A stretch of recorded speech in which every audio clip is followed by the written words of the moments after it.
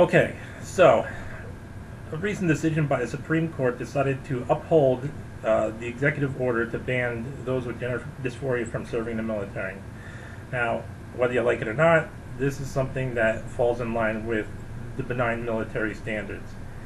The military doesn't like to enlist people that have medical conditions that could be viewed as costly or could impact a person performing their duties, especially if that person has to go for an extended period of time without required medication. This is something that is based on combat performance. Everything in the military is regardless of whatever job you do, is based on your ability to perform in combat. And not just combat, but extended periods of combat.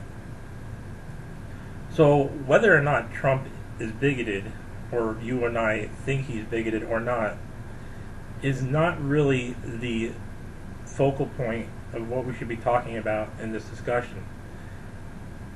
In the discussion of intent versus impact, you have to ask yourself, how important is it to regard the impact based on the intent, and vice versa, how important it is to regard the intent based on its impact?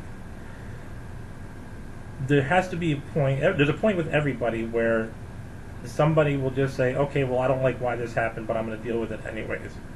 And there's also some point where I don't care how benevolent this seems, I'm not going to accept this.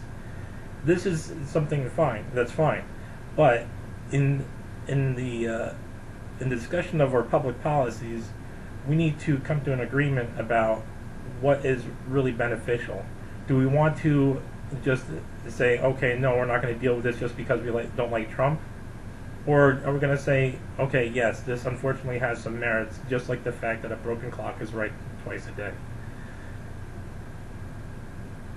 So I encourage you to think about those things when you talk about this issue, and you consider your position on this issue.